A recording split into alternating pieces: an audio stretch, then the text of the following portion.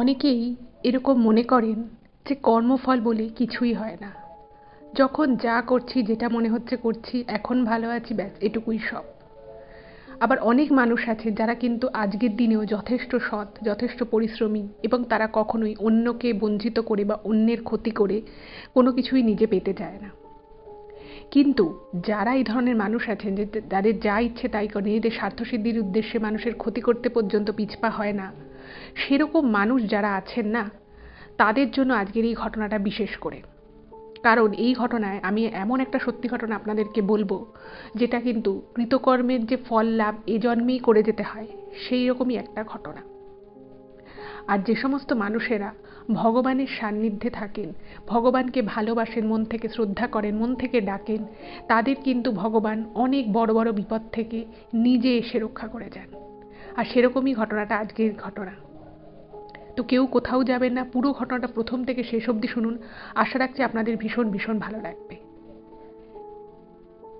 নমস্কার শ্রোতা বন্ধুরা, ভূত ভগবান চ্যানেলে আপনাদের সকলকে অনেক স্বাগত।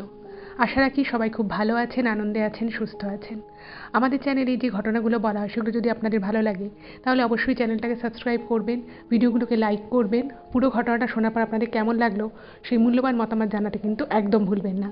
আর আপনাদের জীবনে বা আপনাদের পরিচিত কারোর জীবনে যদি এরকম কোনো ভৌতিক, অলৌকিক, দৈবিক, অতিজাগতিক কোনো ঘটনা ঘটে থাকে, তাহলে সেগুলো কিন্তু আপনারা আমাদের কাছে লিখে পাঠিয়ে দিতে পারেন। তার জন্য আপনাদেরকে আমাদের চ্যানেলের ডেসক্রিপশানে যেতে হবে। দেখবেন সেখানে আমাদের ইমেল আইডি মেনশন করা আছে। তো সেই ইমেল আইডিতে ইমেল করে আপনাদের সেই ঘটনা আমাদের কাছে কিন্তু অনায়াসেই পৌঁছে দিতে পারেন। আর একটা রিকোয়েস্ট করব, যদি পসিবল হয় কাইন্ডলি আপনারা আমাদের চ্যানেলের এই ভিডিওগুলোকে আপনাদের ফ্রেন্ড এবং ফ্যামিলির মধ্যে একটু শেয়ার করে দিন। আমরা এই চ্যানেলে আর পাঁচটা সাধারণ মানুষের জীবনে ঘটে যাওয়া বিভিন্ন রকমের ভৌতিক, অলৌকিক, দৈবিক, অতিজাগতিক এই ঘটনাগুলোই বলে থাকি। তাই আমার মনে হয় এই ঘটনাগুলো যদি আরও অনেক মানুষ শুনতে পারেন, তারা সেগুলো শুনে অনেক কিছু জানতে পারবেন, বুঝতে পারবেন, শিখতে পারবেন। তার ফলে তারা অনেক বেশি সতর্ক, সজাগ হতে পারবে। তো চলুন বন্ধুরা, আমি আজকের ঘটনা আপনাদের সামনে উপস্থাপনা করা শুরু করছি। তবে তার আগে একটা ছোট্ট কথা বলে নিই। আজকে আমি যে ঘটনাটা আপনাদেরকে বলবো না, আমি এটুকু গ্যারান্টি দিতে পারি আজকের এই ঘটনাটা শুনে আপনারাও হয়তো অবাক হয়ে যাবেন যে এই রকম ঘটনাও আজকের যুগে ঘটে। এখন আমি যে ঘটনাটা আপনাদেরকে বলতে চলেছি, সেই ঘটনাটা কলকাতা থেকে ইমেল করে অঙ্কনবাবু লিখে পাঠিয়েছেন।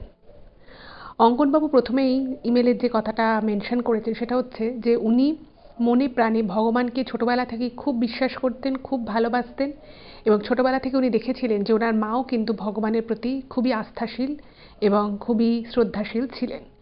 তো সেই জায়গা থেকে ওনার মনে ছোট থেকেই ভগবানের প্রতি একটা প্রচণ্ড বিশ্বাস, ভালোবাসা ছোট থেকেই ছিল।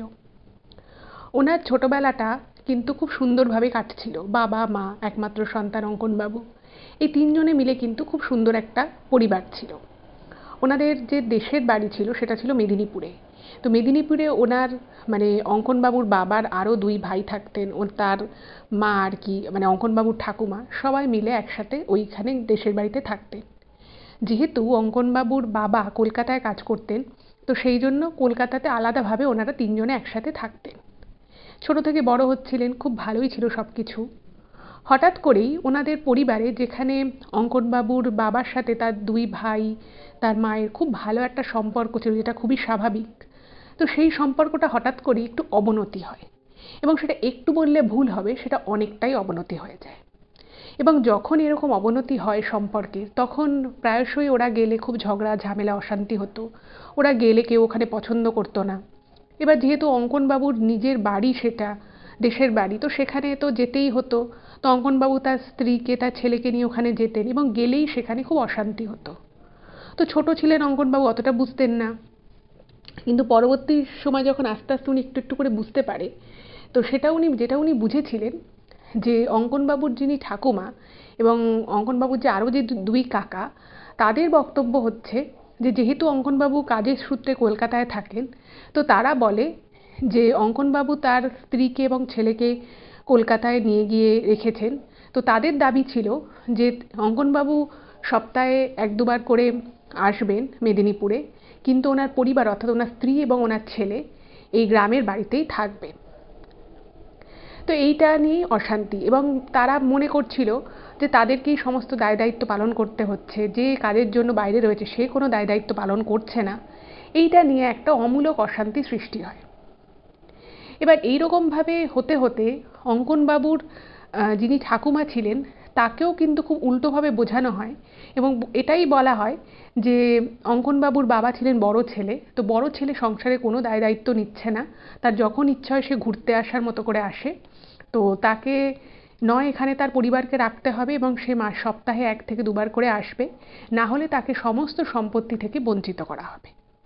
এইরকম একটা বিষয় কিন্তু শুরু হলো। তো এই কথা যখন অঙ্কনবাবুর মা এবং বাবা শুনলেন, ওনাদেরও কিন্তু খুব খারাপ লাগলো। তিনি বললেন যে আমি ওখানে চাকরি করি, আমাকে ওখানে থাকতে হয়, আর উনি মানে ওনাদের যে দেশের যে জমি জায়গা ছিল সেখানে তার ভাইরাই চাষাবাদ করে। তো উনি পড়াশোনায় ভালো ছিলেন, অঙ্কনবাবুর বাবা, উনি কলকাতাতেই কলেজে পড়াশুনো করেন। তো পড়াশুনো করার পর একটা সেন্ট্রাল গভর্নমেন্টের জব পান। তো উনি বলেন যে আমার পক্ষে এখন এই মেদিনীপুরের গ্রামের বাড়িতে সেটেল হওয়া তো খুব মুশকিল, আর অঙ্কনবাবুর পড়াশুনো সমস্ত কিছু শহরেই শুরু হয়েছিল, তো বলছে যে এখন আমি সমস্ত কিছু ছাড়িয়ে নিয়ে আমি আমার স্ত্রীকে ছেলেকে কী করে আমি গ্রামের বাড়িতে রেখে আসবো, কারণ আমি তো কোনো ওদের টেক কেয়ার করতে পারবো না, হয়তো প্রত্যেক সপ্তাহে আমি আসতেও পারবো না। তো এইটা নিয়ে কিন্তু একটা অশান্তি শুরু হলো এবং সেই অশান্তিটা আস্তে আস্তে চলতে চলতে একটা এমন আকার ধারণ করলো যে ওরা যদি অঙ্কনবাবুর ফ্যামিলি যদি ওনাদের সেই মেদিনীপুরের দেশের বাড়িতে যেত, প্রায় দূর দূর করে তাড়িয়ে দেওয়ার মতো একটা অবস্থার সৃষ্টি হলো। তো যখন দেখা যাচ্ছে যে অশান্তি কমার বদলে মানে একদিন অন্তর অন্য দিন বেড়েই চলেছে, তো তখন অঙ্কনবাবুর যিনি মা ছিলেন তিনি তখন ভাবলেন যে না, এরকমভাবে যদি চলে তাহলে মানে অঙ্কনবাবুর বাবারও খুব কষ্ট লাগছিল যে সে তার নিজের বাড়ি থেকে আজকে বিতাড়িত হয়ে যাওয়ার মতো অবস্থা হয়েছে। তো তখন ওনার মা ভাবলেন যে ঠিক আছে, উনি ছেলেকে নিয়ে দেশের বাড়ি মেদিনীপুরের দেশের বাড়িতে থেকে যাবেন, আর ওনাদের যে বাড়িটা রয়েছে সেখানে থেকেই সেই কলকাতায় চাকরিটা উনি করবেন এবং সপ্তাহে 1 থেকে 2 বার করে অঙ্কনবাবুর বাবা আসার চেষ্টা করবেন সেই মেদিনীপুরের দেশের বাড়িতে। তো এরকম একটা ডিসিশন মানে অঙ্কনবাবুর বাবা তো প্রথমে রাজি হয়নি, কিন্তু ওনার মা বললেন যে দেখো সবাই যখন এটাই চায় তাহলে এটাই হোক। তো আবার অঙ্কনবাবুকে সেখান থেকে কলকাতায় যে স্কুলে উনি পড়তেন সেই স্কুল ছাড়িয়ে নিয়ে সমস্ত কিছু নিয়ে ঠিয়ে অঙ্কনবাবু এবং ওনার মা মেদিনীপুরে ওনাদের যে দেশের বাড়ি ছিল সেখানে সেটেল হয়ে গেলেন। এইবারে যখন অঙ্কনবাবুর বাবা তার ফ্যামিলিকে দেশের বাড়িতে রেখে এলেন, তখন উনি একটুখানি মনে মনে শান্তি পেলেন যে এবার হয়তো যে অশান্তি হচ্ছিল, যে সবার যেমন মনে হচ্ছিল যে আমরা সংসারের প্রতি কোনো দায় দায়িত্ব পালন করছি না, গ্রামের বাড়ির প্রতি কোনো কিছু কাজ করছি না, সেখানকার কোনো দায় আমাদের নিতে হচ্ছে না, এবার হয়তো এই কথাগুলো চলে যাবে এবং এবার হয়তো সব কিছু খুব ভালো হবে। কিন্তু ঘটনাচক্রে দেখা গেল যে প্রথম কিছুদিন ব্যাপারটা খুব হাসি খুশিময় পরিবেশ থাকলেও, ব্যাপারটা ভালোভাবে চললেও কিছুদিন পর থেকে কিন্তু আবার অশান্তি শুরু হলো। এবারে দেখুন, আগে যে অশান্তিটা ছিল সেটা হচ্ছিল যে হয়তো কিছু একটা বলল যে না ঠিক আছে, মানে এই অঙ্কনবাবুর বাবা না থাকার জন্য বা তার ফ্যামিলি না থাকার জন্য কথা শুনতে হতো যে তোমরা তো কোনো গ্রামের বাড়ির দায় দায়িত্ব নাও না, তোমরা কোনো কাজ করো না, এরকম। কিন্তু যখন থেকে অঙ্কনবাবু এবং ওনার মা ওই গ্রামের বাড়িতে থাকা শুরু হলো, তখন থেকে কিন্তু একটা অন্য রকমের অশান্তির সৃষ্টি হলো। কীরকম অশান্তি? বাকি যে 2 ভাই ছিল তাদের কিন্তু বিয়ে হয়ে গেছিল, তাদেরও বউ ছিল, তাদেরও ঘরে ছেলে মেয়ে ছিল। কিন্তু যে মুহূর্তে অঙ্কনবাবুর মা ওই বাড়িতে এলেন, প্রথম 10-15 দিন কিন্তু সব কিছু খুব ভালো চলছিল। কিন্তু হঠাৎ করেই সেই বাড়িতে বড় পরিবার, রান্নার জন্য একজন রান্না করতেন এবং বাকি আরেকজন কুটনো কাটা বাসন মাজা এগুলোর কাজ করতেন। এবারে যেটা ব্যাপার হলো সেটা হচ্ছে যে হঠাৎ করেই রান্নার লোককে কিন্তু ছাড়িয়ে দেওয়া হলো এবং যেহেতু ওনাদের গ্রামের দিকের বড় বাড়ি ছিল এবং ঘর মানে বাড়ির লাগোয়া গোয়াল ছিল, সেখানে গরু ছিল, সেখান থেকে গরুর দুধ দুইয়ে আনা হতো, মানে সংসারে কিন্তু প্রচুর কাজ। কিন্তু আগে কাজগুলো করার জন্য কিন্তু লোক ছিল বা হেল্পিং হ্যান্ড ছিল।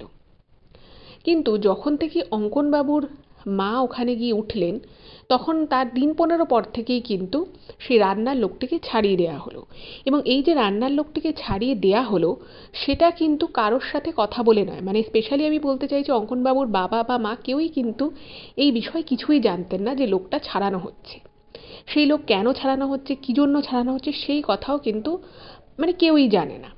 তো হঠাৎই একদিন সকালবেলা উঠলেন এবং ওঠার পর অঙ্কনবাবুর মাকে বলা হলো যে তোমাকে এবার থেকে সংসারের সমস্ত রান্না বান্না কাজকর্ম করতে হবে। একজন লোক ছিল যিনি একটু সামান্য হেল্প করে দিতেন, কারণ তাকে বাসন কোসনও তো মাজতে হতো, তো সে খুবই সামান্য হেল্প করতে পারতেন।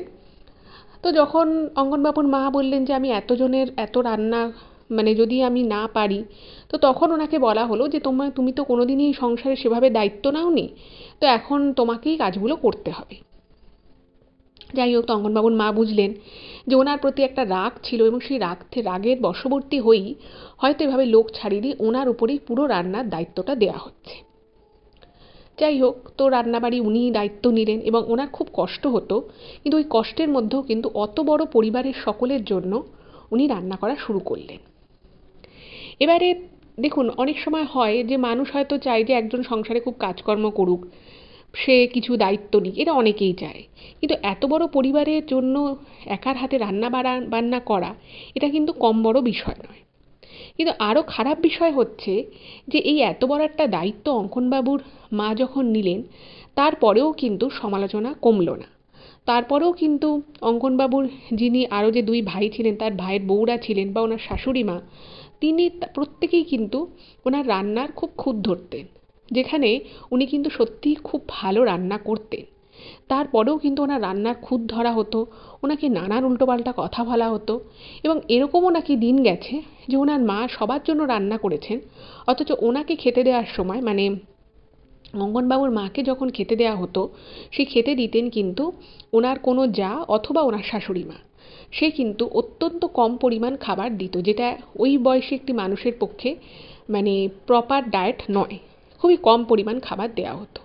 ভাবুন, মানুষের মন মানসিকতা কতটা নিচুতে গেলে মানুষ এমন করতে পারে যে বাড়ির বউকে ঠিকমতো খেতে পর্যন্ত দিত না। ভাবুন। আর এদিকে ওনার মা কিন্তু মুখ বুজে সমস্ত বিষয় কিন্তু আস্তে আস্তে মেনে নিচ্ছিলেন, কারণ উনি খুবই শান্তিপ্রিয় একজন মানুষ ছিলেন। উনি খুব নিজেও স্বভাবের দিক থেকে খুব শান্ত স্বভাবের মানুষ ছিলেন। উনি না এই ধরনের ঝগড়া ঝামেলা অশান্তি এগুলোকে একদমই পছন্দ করতেন না। আর উনি কি করতেন, উনি মন প্রাণ দিয়ে, ওনার কাছে একটা ঠাকুরের ছবি ছিল, সেই ঠাকুরে হচ্ছে শিব পার্বতী এবং তার সাথে গণেশ ঠাকুর, মানে হরগৌরী আর তার সাথে গণেশ ঠাকুর, এই একটা ঠাকুরের ছবি উনি কলকাতার বাড়িতেও পুজো করতেন, এবং সেই ঠাকুরের ছবিটা কিন্তু উনি ওনার মেদিনীপুরে যে দেশের বাড়ি সেইখানে নিয়ে এসেছিলেন। এবং ছোটবেলা থেকেই আর কি অঙ্কনবাবু দেখেছেন যে ওনার মা কিন্তু খুব সুন্দরভাবে পুজো আর্চা করতেন। সকালবেলা ঘুম থেকে উঠে সমস্ত কাজ সারার আগে উনি স্নান করে ঠাকুরের পুজো দিতেন। আর এই যে এখন যে পবিত্র শ্রাবণ মাস চলছে, এই শ্রাবণ মাসে তো উনি প্রত্যেক দিন শিব ঠাকুরের উদ্দেশ্যে জল দিতেন, পুজো করতেন, মা পার্বতীকে পুজো করতেন। আর এই জিনিসগুলো কিন্তু উনি ছোটবেলা থেকে তার নিজের সন্তান অর্থাৎ অঙ্কনবাবুকেও শিখিয়েছিলেন। ভগবানের প্রতি ভক্তি, শ্রদ্ধা, অত কাজকর্ম চাপ, সারাদিন হয়তো অনেকেই অনেক খারাপ ব্যবহার করলো, সেগুলোকে কিন্তু উনি খুব হাসি মুখে মানিয়ে নিতেন।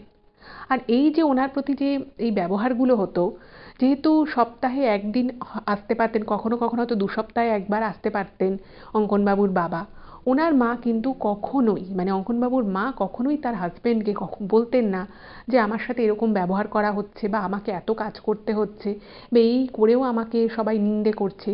এই বিষয়ে কিন্তু ওনার মা কখনোই কিছু বলতেন না। পুরো বিষয়টাকে উনি মুখ বুজে শুধুমাত্র এইটুকুর জন্য মেনে নিয়েছিলেন, যাতে করে ওনাকে ত্যায্য না করে এবং ওনাদের যে ছেলে অঙ্কনবাবু, তার সাথে যেন কেউ খারাপ ব্যবহার না করে। যাই হোক, তো এইভাবে অনেক কষ্ট করে চলছিল। এরপরে যে ব্যাপারটা হলো সেটা হচ্ছে যে অঙ্কনবাবুর যিনি ঠাকুমা ছিলেন, তিনি হঠাৎ করেই মানে বয়সজনিত কারণে অসুস্থ হয়ে পড়েন।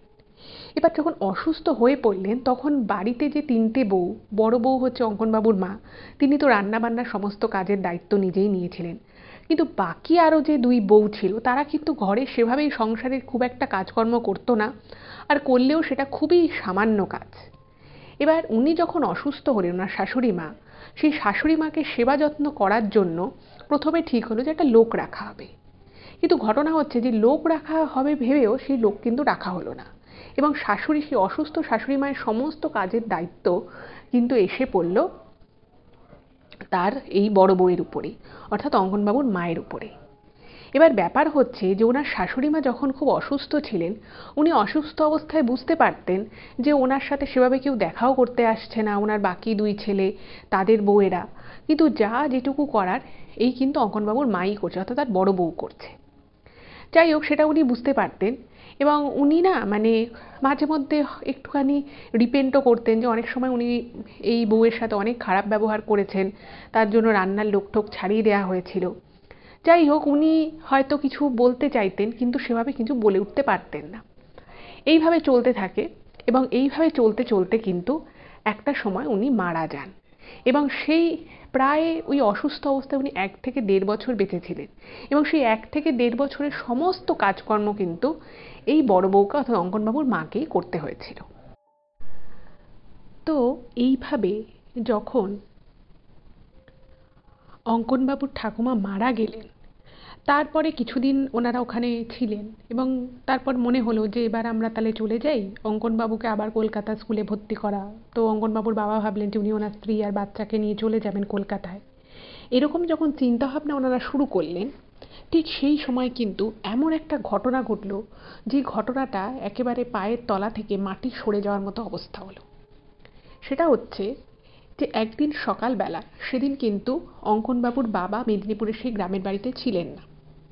হঠাৎ করেই বাকি যে 2 ভাই ছিল তাদের 2 বউয়েরা হঠাৎ করেই সকালবেলা প্রচণ্ড চিৎকার চেঁচামেচি নিজেদের মধ্যে শুরু করে দেয় এবং রেড়ে করে ঘর থেকে বেরিয়ে আসে। কী ঘটনা ঘটেছে সেই ব্যাপারে কিন্তু অঙ্কনবাবু বা ওনার মা কিছুই জানতেন না। উনি নিজের মতো রান্নাবান্নার কাজ করছিলেন। তো সেই সময় 2 বউ হঠাৎ করেই বলে এসে যে তাদের আলমারি থেকে গয়নাগাটি চুরি হয়ে গেছে। এবার এই কথা শুনে অঙ্কনবাবুর মা তো খুব ভয় পেয়ে যান যে বাড়ির মধ্য থেকে 2 বউয়ের ঘর থেকে গয়না কিভাবে চুরি হলো। তো উনিও খুব চিন্তিত হয়ে পড়েন। এখানে কিন্তু একটা কথা আপনাদেরকে বলে রাখি, অঙ্কনবাবুর ঠাকুমা মারা যাওয়ার পরেও কিন্তু ওই বাড়ির সিংহভাগ কাজ কিন্তু অঙ্কনবাবুর মাকে দিয়েই সকলে করাতো এবং সকলে ওনার মায়ের সাথে খুব যে ভালো ব্যবহার করতো তা কিন্তু নয়। আর যেহেতু অঙ্কনবাবুর বাবা সেন্ট্রাল গভর্নমেন্টে চাকরি করতেন, তো সেই সূত্রে কিন্তু বাকি 2 ভাই এবং তাদের বউয়েরা খুবই কিন্তু হিংসে পরায়ণ মানে মন মানসিকতা রাখতেন অঙ্কনবাবুদের প্রতি। যাই হোক, তো সেদিন সকালবেলা যখন ওরকম মানে চারিদিকে চিৎকার চেঁচামেচি শুরু করে দেয়, তো অঙ্কনবাবুর মা তিনি রান্নাবান্নার কাজ ফেলে রেখে তিনিও ঘরে গেলেন। ওদের ঘরে গিয়ে দেখছে যে আলমারির মধ্যে যেখানে গয়নাগাটি রাখা থাকতো সেই সমস্ত গয়নাগাটি নেই এবং যেই আর কি ভল্টের মধ্যে গয়নাগুলো ছিল সেই ভল্ট পুরো ফাঁকা। তো বাকি যে 2 বউ ছিল, তো সেই 2 বউ তখন বলতে থাকে যে দিদি তোমার গয়নাগুলো দেখো, তোমার গয়না ঠিক আছে কিনা। তো ওনার ওখানে খুব বেশি গয়নাগাটি জিনিসপত্র ছিল না, আর এমনিতেও অঙ্কনবাবুর মা যিনি ছিলেন উনি মানে একদম নিম্ন মধ্যবিত্ত পরিবার থেকে বিলং করতেন। তো তার বিয়ের সময় কিন্তু খুব যে বিশাল গয়নাগাটি উনি পেয়েছিলেন তার বাপের বাড়ি থেকে তা কিন্তু নয়। আর যেহেতু তখন ওনাদের কথা চলছিল অঙ্কনবাবুর বাবা আবার অঙ্কনবাবুকে কলকাতায় ভর্তি করানো, তো ওনার স্ত্রীকে নিয়ে যাওয়ার এই বিষয়ে একটা কথাবার্তা পরিবারের সাথে চলছিলই এবং তখন কিন্তু পরিবারের লোকেরা একটুখানি মানে ব্যাপারটাতে খারাপই ভাবছিল যে ওরা আবার চলে যাবে, কিন্তু বাড়ি ঘরে বা জমি জায়গার যে ভাগ বাটোয়ারা সেটা কিন্তু সমানভাবেই ওনার ঠাকুমা ভাগাভাগি করে দিয়েছিল। মানে অঙ্কনবাবুর বাবাকেও ভালো মতোই জমি জায়গার ভাগ দিয়েছিল এবং বাকিদেরকে হয়তো একটু একটু বেশি দিয়েছিল, কিন্তু অঙ্কনবাবুর বাবাকে কিন্তু বঞ্চিত করেনি, ভালোই ভাগ দিয়েছিল। এবং এই ভাগ দেয়া নিয়েও কিন্তু বাকি 2 ছেলে এবং তাদের বউয়ের একটা কিন্তু অসন্তোষ ছিল যে যে আমরাই সমস্ত সংসারটা দেখি, জমি জায়গা সমস্ত কিছু আমরাই দেখভাল করি। তো মানে ওদের ইচ্ছে ছিলই না যে অঙ্কনবাবুর বাবাকে আদৌ কোনো ভাগ বাটোয়ারাতে জমি জায়গা দেয়া হোক, কিন্তু ওনার মা একটু কম হলেও ওনাকে দিয়েছিলেন, ভাগ বাটোয়ারা ঠিকঠাকই করেছিলেন। এবার ঘটনা যেটা হলো যে এই কথা শুনে অঙ্কনবাবুর মা যখন ওনার নিজের ঘরে গেলেন এবং নিজের ঘরে গিয়ে যখন উনি নিজের ঘরের আলমারিটা খুললেন, তো খুলে উনি যেটা দেখলেন সেটা দেখে কিন্তু ওনার চক্ষু চড়ক গাছ, বা বলা যেতে পারে ওনার মাথার উপরে বাজ ভেঙে পড়ার মতো অবস্থা। আচ্ছা, এখানে আর একটা কথা বলে রাখি যে সেই যে যখন বাকি 2 বউ বলল যে দিদি তোমার ঘরের আলমারিটা দেখো, তোমার ঘরের সমস্ত কিছু ঠিকঠাক আছে কিনা, এবং ওই যে সেই সময় যে ঘরের মধ্যে চিৎকার চেঁচামেচি হচ্ছিল তাতে আশপাশ থেকেও বেশ কিছু লোক চলে আসে। এইবারে অঙ্কনবাবুর মা যখন নিজের ঘরের আলমারিটা খোলেন এবং খুলে যখন উনি দেখেন, তখন কিন্তু ওনার ঘরে শুধুমাত্র অঙ্কনবাবুর মা ছিলেন তা নয়, বাকি 2 বউ সহ আরও 2-1টা লোকজনও ছিল। কারণ আশেপাশের লোকেরা ভাবছে যে এই বড় বাড়িটা কি করে চুরি হলো, তাদেরও একটা খুব আতঙ্ক হয়ে গেছে যে জায়গাটা মোটামুটি শান্তশিষ্ট জায়গা, সেখানে এরকম চুরি হয়ে গেল। তো তারা যখন সবাই এসেছে এবং অঙ্কনবাবুর মা যখন সবার সামনেই আলমারিটা খুলেছেন, উনি দেখেন যে বাকি দুই বউয়ের যা যা গয়না ছিল, যে যে গয়না আর কি চুরি গেছিল, সেই গয়নাগুলো আর কোথাও না, অঙ্কনবাবুর মায়ের ঘরের যে আলমারিটা রয়েছে সে আলমারির মধ্যে রয়েছে। এটা দেখে তো উনি হতভম্ব হয়ে গেছেন। উনি ভাবছেন যে আমার ঘরের আলমারিতে বাকি দুই বউয়ের গয়না কি করে এলো, উনি তো কিছুই বুঝতে পারছেন না। আর সত্যি কথা বলতে, যখন উনি এই গয়না চুরির ব্যাপারটা কিছুক্ষণ আগে শুনেছিলেন, উনি তখন নিজে ভেবেছিলেন যে প্রথমে ওনার মাথাতেও আসেনি যে ওনার ঘরের আলমারিটাও খুলে দেখা উচিত, কারণ উনি জানতেন যে ওনার তো সেরকম কিছু নেই। তো যখন ওই দুই বউ জোরজার করে যে না দিদি তুমি একবার দেখো তোমার আলমারিটায় কিছু গয়নাপত্র সব ঠিকঠাক আছে কিনা, যেটুকুই তোমার এখানে আছে সেটুকু ঠিক আছে কিনা চেক করো, তো সেই কথাটা ওদেরই উস্কানিতে যাকে বলে, ওরাই আর কি প্রেশারাইজ করে অঙ্কনবাবুর মাকে যে একবার আলমারিটা খুলে দেখতে। কিন্তু সত্যি সত্যি যে আলমারি খোলার পরে বাকি যে দুই বউ ছিল, সেই দুই বউয়ের নিজেদের গয়নাগুলো ওনার আলমারিতে যে কি করে এলো, সেটা কিন্তু উনি কিছুতেই বুঝতে পারলেন না। এবার তো উনি প্রচণ্ড থতমত খেয়ে গেছেন ওই সমস্ত গয়নাগাটি দেখে। তো উনি খুব সাদাসিধে মানুষ, উনি তো বলছেন যে না আমি তো জানি না এই জিনিস কী করে এলো আমার আলমারিতে, আর আমি তোমাদের গয়না আমার আলমারিতে রাখতে যাবই বা কেন, আর তোমরা হঠাৎ করে আজকে সকালবেলা বললে তোমাদের গয়না চুরি গেছে। তো সবাই কি বলবে, কেউ কিছু বুঝতে পারছে না। তো আশেপাশের লোকেরাও অবাক হয়ে গেছে, আরও বাড়ির লোকজন তারাও অবাক। তো ওই যে দুই বউ ছিল, সেই দুই বউ তো তখন যা নয় তাই ওর মাকে শোনায়, অঙ্কনবাবুর মাকে, এবং বলে যে তোমাদের এত টাকা পয়সা রয়েছে, তারপরেও তোমরা এই বাড়ি জমি জায়গার ভাগ দখল নিয়েছো, তারপরে তোমার এত সাহস যে তুমি আমাদের দুই বউয়ের গয়না তুমি চুরি করে নিজের আলমারিতে রেখেছো, সেই জন্যই তুমি আলমারি খুলতে চাইছিলে না কিছুক্ষণ আগে। তো অঙ্কনবাবুর মা তো কান্নাকাটি করছেন, উনি বলছে তোমরা এ সমস্ত কী বলছো, আমি এই বাড়ির বড় বউ, আমি তোমাদের গয়না চুরি করে নিজের আলমারিতে রাখবো, এটা কি করে সম্ভব?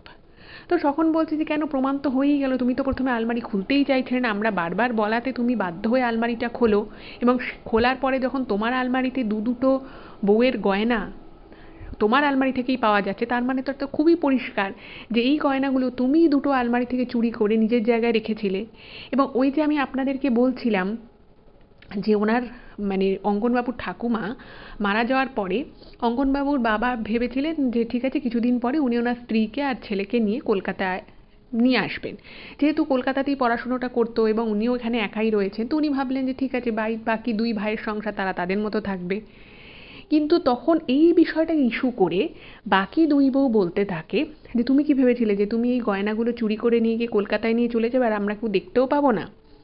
তো এইটা নিয়ে তো দুই বউ প্রচণ্ড অশান্তি করে, পাশে লোকজন সবাই জেনে যায় যে এই বাড়ির বড় বউ বাকি দুই বউয়ের গয়না চুরি করে নিয়ে কলকাতা চলে যাচ্ছে। আর যেহেতু রোজ রোজ তার কেউ গয়না পরে না, ফলে হয়তো ভেবেছিল যে পরে হয় ধরা পড়বে, তখন আর কেউ অত খোঁজ খবর করবে না, ততক্ষণে তো তারা কলকাতা চলেই যাবে, ওদের পরের সপ্তাহতেই কলকাতা চলে যাওয়ার কথা ছিল। এবার এই পুরো বিষয়টায় অঙ্কনবাবুর মা তো প্রচণ্ড খারাপ লাগে ওনার, কারণ উনি কিছুই করেননি। তো উনি তখন বললাম যে উনি ভগবান শিব ঠাকুরকে, মা পার্বতী দেবীকে খুব মানতেন। তো উনি বলছেন যে আমি তো পুজো করি, আমি এই ঠাকুরের দিব্যি করে বলছি আমি কিন্তু এই জিনিস নিইনি, আমি জানি না আমার আলমারিতে এটা কী করে এলো, আর যদি আমি নিয়েও থাকতাম আমি কেন নিজের আলমারিতে রাখবো, আমি হয়তো এমন কোনো গোপন জায়গায় রাখতাম যেখানটায় হয়তো সচরাচর কেউ কারো চোখেই পড়তো না, আর যদি তাই হতো, আমি যদি চুরিই করতাম তোমাদের গয়না, তাহলে এতগুলো লোকের সামনে আমি কি আলমারিটা খুলতাম? কিন্তু উনি অঙ্কনবাবুর মা যেহেতু ওখানে একা পড়ে গেছিলেন এবং বাকি দুই বউ যুক্তি করে অনেক দিন আগে থেকেই যুক্তি পরামর্শ করে এই পুরো বিষয়টাকে সাজিয়েছিলেন, ফলে ওখানে উনি লজিক্যাল কথা বললেও সেই কথা কিন্তু গ্রাহ্য হয় না। শুধুমাত্র দুই ভাইয়ের বউ নয়, তাই সেই ভাইয়েরাও কিন্তু অঙ্কনবাবুর মাকে যা নয় তাই ভাবে অপমান করতে থাকে। এবং এই বিষয়টা যখন অঙ্কনবাবুর বাবার কানে আসে, উনিও কিন্তু কলকাতা থেকে মেদিনীপুরের বাড়িতে আসেন। তো অদ্ভুত বিষয় হচ্ছে যে ওনার নিজের মানুষগুলো এক মুহূর্তের মধ্যেই যেন সম্পূর্ণ অচেনা হয়ে গেছে। যে মানুষটা সংসারের জন্য এসে থেকে এত খাটাখাটনি করলো, এত কাজকর্ম করলো, আজকে তারাই কিন্তু তাকে ইচ্ছাকৃতভাবে চোর অপবাদ দিয়ে দিল। তো এই নিয়ে তো মানে পুরো পরিবারের মধ্যে প্রবল অশান্তির একটা পরিবেশ সৃষ্টি হলো। এখন আমি যে ঘটনাটা আপনাদেরকে বলছি, ঘটনাটা কিন্তু আজ থেকে 16 বছর আগে ঘটে যাওয়া একটা ঘটনা। এবার এই 16 বছর আগে যখন এই ঘটনাটা ঘটেছিল তখনও দিনকাল কিন্তু এতটা অ্যাডভান্স হয়নি, বা মানুষ কিন্তু তখনও মানে কিছু একটা শুনলে সেটাকে নিয়েই বিশ্বাস করা, সেটার প্রতি মানে পিছনে যে কি লজিক থাকতে পারে এগুলো নিয়ে না মানুষজন অতটাও তখন ভাবতো না। যেহেতু ওদের বাড়িটা একটু মফস্বল এলাকায় ছিল, তো ওখানকার মানুষদেরকে যাকে বলে বাড়িতে ডেকে ডেকে এনে ওই দুই বউ এবং দুই ভাই মিলে সকলকে তাদের এই দাদার কীর্তির কথা, যেই চুরি করেছে সেটা কিন্তু বলতে থাকে। এবং বুঝতেই পারছেন যে আশেপাশের লোকেদেরকে যখন এরকমভাবে কথা বলা হয় কী পরিমাণ হিউমিলিয়েশন যে হতে পারে সেটা নিশ্চয়ই আপনারা সকলেই বুঝতে পারছেন। এবার যখন অঙ্কনবাবুর বাবা কলকাতা থেকে মেদিনীপুরে তাদের এই দেশের বাড়িতে এলেন, তিনি যখন পুরো বিষয়টা শুনলেন তিনি বললেন যে তোরা কি বলছিস, তোদের বৌদি গয়না নেবে, ওর গয়নার প্রতি কোনো সেরকম অ্যাট্রাকশানই নেই। যে মানুষটা নিজের গয়না নিজে পরে না, তো তোরা বলছিস তোদের গয়না মানে নিজেদের আলমারিতে এনে রেখে দেবে। নিশ্চয়ই এখানে কোনো ভুল হয়েছে, নিশ্চয়ই যে কাজটা করেছে সে ইচ্ছাকৃতভাবেই দুটো আলমারি থেকে গয়না নিয়ে এই আলমারিতে ইচ্ছে করে অপবাদ দেওয়ার জন্যই রেখে দিয়েছে। এবার দেখুন, যারা এই ধরনের অপরাধগুলো করে তারা তো নিজেরাও জানে যে তারা খারাপ কাজ করছে। এবার দেখুন, যারা আবার মানে এটা ধরতে পারার মতো একটা ব্যাপার যখন চলে আসে তখন কিন্তু তাদের খুব রাগ হয়। এবার যখন অঙ্কনবাবুর বাবা এই কথা বললেন, বাকি দুই ভাই এবং তাদের বউয়েরা কিন্তু আরও রেগে গেল। তারা তখন বলল যে তাহলে আপনি কি বলতে চাইছেন, মানে তারা তাদের ভাসুরের উদ্দেশ্যে বলে যে তাহলে তো আপনি কি বলতে চাইছেন যে আমরাই নিজেরা নিজেদের গয়না নিজেদের আলমারি থেকে নিয়ে গিয়ে তোমার বউয়ের ঘরের আলমারির মধ্যে আমরা রেখে এসেছি। এই বলে প্রচণ্ড অশান্তি সৃষ্টি হলো, এবং সেই অশান্তি একটা এমন পর্যায়ে চলে যায় যে ওখানকার আশেপাশের লোকেরাও কিন্তু এই অঙ্কনবাবুর বাবা মাকে বাড়িতে এসে কথা শুনিয়ে যেত। এমতাবস্থায় তখন এতটাই সিচুয়েশান খারাপ হয়ে গেল যে অঙ্কনবাবু তখন মনে করলেন যে ওনার ওই বাড়িতে যা ভাগ ছিল বা যে জমি জায়গা যেটুকু আর কি ওনাদের চাষি জমির যেটুকু ভাগ উনি পেয়েছিলেন, উনি ভাবলেন যে এই সমস্ত জিনিসপত্র উনি ওনার দুই ভাইয়ের নামে লিখে দেবে এবং তাদেরকে রিকোয়েস্ট করবে যেন তারা এই ধরনের কথাবার্তার লোকের সামনে না রটায় এবং পুরো বিষয়টাকে যেন বিবাদটাকে মিটিয়ে নেয়। এবার দেখুন, যারা লোভী মানুষ হয়, যারা প্রচণ্ড স্বার্থান্বেষী মানুষ হয়, তারা না সবসময় সব জায়গায় স্বার্থ খোঁজে। এবার ওরা তো প্রথম থেকেই দুই ভাইয়ের ইচ্ছে ছিল না যে তাদের দাদা তাদের সম্পত্তির ভাগ পাক বা তাদের বাড়ির ভাগ থাক। এটা কিন্তু ওরা মানে প্রথম থেকেই কেউ চাইতো না, যেহেতু ওরা মনে করতো যে বড় দাদা সে সেন্ট্রাল গভর্নমেন্টে চাকরি করে, সে আবার কেন এসব ভাগ নিতে আসবে। সেটা নিয়ে তাদের মনে প্রথম থেকেই একটা প্রচণ্ড অসন্তোষ ছিল। যাই হোক, তো এই অসন্তোষের মধ্যেই যখন অঙ্কনবাবু এই ধরনের কথা বলে, কারণ উনি বুঝতে পেরেছিলেন যে যে বাড়িতে এরকম এত বড় অপবাদ দেওয়া হয়েছে সেই বাড়িতে এসে তো আমরা কোনোদিনও থাকতে তো পারবো না। আর ওনার ছেলে অর্থাৎ অঙ্কনবাবুও তখন কিছুটা বড় হয়ে গেছে, সেও এই ধরনের কথাবার্তা শুনছে। তো অঙ্কনবাবুর বাবার মনে হয়েছিল যে এগুলোর মধ্যে থাকা মানে অশান্তি বাড়ানো ছাড়া আর কিছু নয়। তো উনি সম্পূর্ণ বিনামূল্যে, মানে একটা পয়সাও উনি তার বদলে তার দুই ভাইয়ের থেকে নেননি। উনি বাড়ির ভাগ এবং ওনার নামে যে জমিটুকু পড়েছিল সেই জমিটার ভাগ দুই ভাইয়ের নামেই কিন্তু সমান ভাগে উনি দিয়ে দেন। এবং উনি বলেন যে এই কথা আমি লিখে দিচ্ছি ঠিকই, কিন্তু এই অপবাদ দেওয়াটা কিন্তু তোমাদেরকে বন্ধ করতে হবে। কোনো চুরি হয়েছে এটা তোমরা কাউকে বলবে না, এবং যারা যারা পাড়ার লোক জানে যে তোমরা এই ধরনের কথা, তাদের প্রত্যেকের সামনে কিন্তু আমি বলবো যে আমার স্ত্রী এই বিষয়টা কিছুই জানতো না, নিশ্চয়ই এটা অন্য কোনো বা বাইরের লোক এসে এই কাজটা করেছে, এবং আমি আমার সমস্ত সম্পত্তি দুই ভাইকে দিয়ে দিচ্ছি।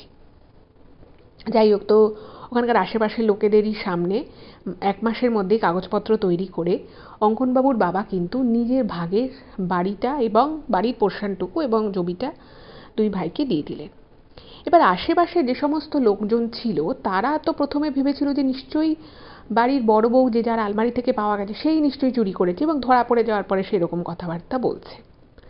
কিন্তু সবাই যখন দেখলো যে বড় ভাই এবং তার স্ত্রী নিজেদের ভাগের জমি জমা সবটাই লিখে দিয়ে দিল, তখন না তারাও একটু অবাক হয়ে গেল যে তাহলে কি সত্যি এই বাকি ভাই দুটোই কি বড় ভাইটার সাথে কি কিছু খারাপ কিছু করলো, নাহলে আজকের দিনে এই জমি বাড়ি সমস্ত কিছু দুই ভাইয়ের নামে লিখে দিয়ে এরা চলে গেল। তো পাড়ার লোকে না একটুখানি সন্দেহ প্রকাশ করলো, তখনই প্রথম ওদের মনে একটা সন্দেহ আসে। যাই হোক, তো এইরকম হলো এবং হওয়ার পরে ওরা একদম যাকে বলে কিচ্ছু না নিয়ে অঙ্কনবাবুর বাবা তার স্ত্রী এবং ছেলেকে নিয়ে আবার কলকাতা চলে যায়।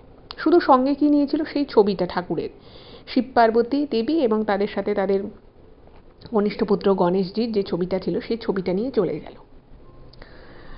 জানেন তো, মানে ভালো কোনো কিছু যখন সংসারে থাকে, ভালো মানুষ, সৎ মানুষ থাকে, তখন না সেই ভালো মানুষের সাথে একটা ভালো অরাও কিন্তু থাকে। দেখবেন আপনি একটা কোথাও গেছে, সেখানে যদি খুব ভালো ভালো মানুষ থাকে, যে যারা খুব ভালো স্বভাব চরিত্র, যারা অন্যকে নিয়ে নিন্দে করে না, অন্যের ক্ষতি চায় না, সবসময় ভালো কাজ করে, সেখানে দেখবেন পরিবেশটা কিন্তু খুব হ্যাপি একটা পরিবেশ থাকে, সেখানে অরাটা খুব পজিটিভ থাকে। এবার ওই যে বড় বউকে বাড়ি থেকে প্রায় 2-2.5 বছর ওখানে ওনারা ছিলেন, সেখান থেকে ওইভাবে একটা বিতাড়িত করা হলো এবং নিজেদের জমি জায়গা ভিটে মাটিটুকুও মানে কায়দা করে কেড়ে নেওয়া হলো। এর ফলে কিন্তু যেদিন ওনারা বাড়ি ছেড়ে বেরিয়ে গেলেন, তার পরের দিনই কিন্তু ওনাদের যে গোলা মতো যে জায়গা ছিল, যেখানে ওনাদের সবজি ধান এগুলো রাখা হতো, খুব অদ্ভুত রকমভাবে সেটা কিন্তু আগুনে পুড়ে ছাই হয়ে যায় এবং সেখানে ওনাদের ধান কিছু ফসল অনেকটাই ছিল এবং তাতে কিন্তু ওদের ভালো মতোই একটা ক্ষতি হয়। এবং এই যে বিষয়টা ঘটলো, এটাই বলতে পারেন আপনারা যে পতনের একটা মানে শুরু হলো। কৃতকর্ম তো মানুষ খারাপ কাজ যখন করে তখন তারা বুঝতেও পারে না যে তারা খারাপ কাজ করছে, বা যে খারাপ কাজটা করছে তার ফলও যে তাদের ভুগতে হতে পারে এবং সেই ফল ভগবান কোন রূপে কখন তাদের জীবনে পাঠাবে সেটা তো মানুষ বুঝতে পারে না। ফলে তখন তারা নিজেদেরকে সর্বশক্তিমান বলে মনে করে, ঠিক যেভাবে ওই ভদ্রলোক দুজন এবং তাদের বউয়েরা মনে করেছিল, যেভাবে চোর অপবাদ দিয়ে কায়দা করে সম্পত্তি লিখিয়ে নিয়ে ওনারা হয়তো খুব বিশাল কিছু একটা জিতে ফেলেছে। যাই হোক, তো এই ঘটনা 2 দিন পরেই ওনাদের যে গোলা যে ছিল সেখানে আগুন লেগে যায় এবং আগুন লেগে সমস্ত ফসলের যে যে চাল ডাল যে রাখা ছিল সব পুড়ে যায়। এবার যারা ধরুন চাষাবাদের সাথে যুক্ত থাকে তাদেরও মানে অনেক সময় বীজ কেনা বা কীটনাশক কেনা এইসবের জন্য কিছু কিছু অনেকেই ধার করে, তো ওনাদেরও ধার ছিল। এবার যার থেকে ওনারা ধার করতেন, যে মহাজনের থেকে, সেই মহাজন তো প্রচণ্ড আর কি তাদের টাকা পয়সার একটা বিশাল ব্যাপার ছিল। এবার ব্যাপার যেটা প্ল্যান থাকে যে ফসল তোলা হবে, সেই ফসল বিক্রি করে যে টাকা হবে সেই টাকা থেকে যে মহাজন আছে যার থেকে টাকা ধার নেওয়া হয়েছে তাকে টাকা শোধ দেওয়া হবে। কিন্তু কার্যক্ষেত্রে যেটা দেখা গেল যে কিছুই মানে আর তারা ফেরত দিতে পারছে না, কারণ তখন তাদের কাছে সেরকম টাকা পয়সাই নেই। এবারে মানে এইটা তো একদিক গেল যে ওটা পুড়ে গিয়ে কিছু বেশ ক্ষয়ক্ষতি হলো। এরপরে যেটা আর একটা অন্যরকম ঘটনা ঘটলো সেটা হচ্ছে যে ওনাদের একটা ছোট্ট ভেরি মতো ছিল, মানে ওনাদেরই যে জমি ছিল সেই জমিতে একটা জায়গায় কেটে ওই ভেরি মতো করে ওখানে ওনারা মাছ চাষ শুরু করলেন। ওনারা শুনেছিলেন যে মাছ চাষ করলে বেশি লাভ পাওয়া যায় এবং সেই জমি কেটে সেই জমিকে রেডি করে মাছ ফাছ যারা চাষ করার মানে মাছ চাষের যে ভেরি বানাতে যেরকম যা যা লাগে সেরকম ওনারা একটা ধানি জমিকে ভেরিতে কনভার্ট করে। এবার আপনারা যারা গ্রামের দিকে থাকেন বা যাদের এক্সপিরিয়েন্স আছে তারাও হয়তো বলতে পারবেন, তো যেটা উনি ইমেলে লিখেছেন যে ভেরিকে যদি একটা জমিকে যদি ভেরিতে কনভার্ট করা হয় তারপরে কিন্তু সেটাকে আবার ধানি জমি বা ফসল ফলানোর যোগ্য জমি কিন্তু আর পুনরায় করা যায় না। এবারে সবাই ও 2 ভাই তো প্রচণ্ড বেসিক্যালি কিন্তু ওই 2 ভাই প্রচণ্ড লোভী ছিল।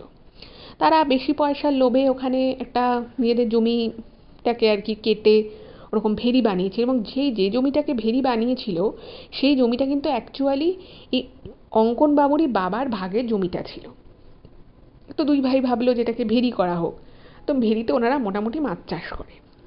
এবার মাছ চাষ করার পরে মাছগুলো যখন একটা নির্দিষ্ট সাইজের হয়ে যায় তখন সেই মাছ তুলে মাছকে বিক্রি করা হয় এবং সেখান থেকে ভালো পরিমাণে একটা টাকা আসে। এবার ওনাদের একটা নির্দিষ্ট দিন স্থির হলো, 2 দিন পরের একটা ডেট ঠিক হলো যে ওই 2 দিন পরে ভেরি থেকে মাছটা তোলা হবে এবং গ্রামে কিন্তু ওই 2 ভাই তাদের বউ কারোর সাথে কিন্তু খুব যে খারাপ সম্পর্ক আছে বা শত্রুতা আছে সেরকম কিন্তু নয়। আর অঙ্কনবাবু তো কলকাতায় উনি নিজের কাজ নিয়ে ব্যস্ত হয়ে পড়ে। এবার 2 দিন পরের যেদিন আর কি মাছটা তোলা হবে, তো যে আর কি নেবে মাছটা কিনবে সেই লোক ফোক সব সকালবেলা চলে আসে এবং আসার পরে দেখছে যে মানে অতটা বড় জমিকে ভেরিতে কনভার্ট করা হয়েছে, সেখানে মানে 3-4 মাস ধরে সেই মাছগুলো ছোট ছোট চারা এনে মাছ বড় হয়েছে, মাছকে খাবার খাওয়ানো হয়েছে, বেশি লাভ পাওয়া হবে সেই আশায়। কিন্তু কে বা কারা রাতের অন্ধকারে এসে ওই ভেরির মধ্যে, ভেরির জলে আর কি কিছু একটা এমন মিশিয়ে দেয় যার ফলে কিন্তু ভেরির জলের উপরে মানে ওই জলে যত মাছ ছিল সব মাছ পচে গিয়ে মরা মাছ কিন্তু উপরে ভেসে ভেসে ওঠে। এবার ওই রকম মরা মাছ তো আর যে কেনা সে তো আর কিনতে পারবে না, কারণ সে টাটকা মাছ ভেরি থেকে টাটকা জ্যান্ত মাছ কিনবে বলেই সে টাকা পয়সা আগেও কিছুটা অ্যাডভান্স করেছিল, এবং সে এসে যখন দেখছে যে মাছ মরে উঠেছে, সে তো তখন বিশাল তার রাগ হয়ে যায় যে আমাকে টাটকা মাছ দেওয়া হবে বলা হয়েছিল এবং আমাকে এরকম মরা মাছের পরে নিতে হবে নাকি। তো তখন সেই ব্যক্তি প্রচণ্ড রেগে যায় এবং দুই ভাইয়ের থেকে যে টাকাটা অ্যাডভান্স করেছিল সঙ্গে সঙ্গে সেই টাকাটা সে আদায় করে নিয়ে চলে যায়। এবার এই দুজন তো কিছুই বুঝতে পারছে না, এই দুই ভাই, যে তারা যে এই মাছের ব্যবসা করবে বলে, মানে একটা মাছের ভেরি তৈরি করা, সেখানে মাছকে বড় করা, মাছের ব্রিডিং করা, এটা কিন্তু একটা সময় সাপেক্ষ ব্যাপার, বেশ কয়েক মাসের খাটুনি কিন্তু এর সাথে থাকে। এবার ওরা বুঝতে পারছে না যে আমাদের আজকে এত বড় একটা দিন, মাছ ভেরি থেকে মাছ তোলা হবে, ঠিক আগের দিন রাতের বেলা মানে বিকেল বেলা অবধিও সবাই দেখেছে সব কিছু ঠিকঠাক ছিল, হঠাৎ করে রাতের অন্ধকারে কে সেটা করতে পারে। ওরা কিছুই বুঝতে পারলো না। এবার তখন ওরা ভাবলো যে নিশ্চয়ই ওদের যে বড় দাদা অর্থাৎ অঙ্কনবাবুর বাবা, সে হয়তো রাগের চোটেই কাজটা করেছে।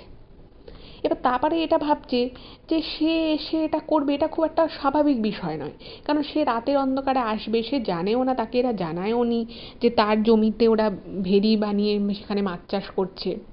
যাই হোক, তো তারাও একদিন তাও যোগাযোগ করে ওনাকে তো খুব উল্টোপাল্টা কথা বলে। তো তখন অঙ্কনবাবুর বাবা বলে যে আমি এই বিষয়ে কিছু জানিই না, ফলে মানে মাছের ভেরিতে বিষ মেশানোর বিষয় এটা আমার কোনোভাবেই জানা নেই, এটা হতেই পারে না। যাই হোক, তো ওদের তো সেখানেও একটা বিশাল লস হলো।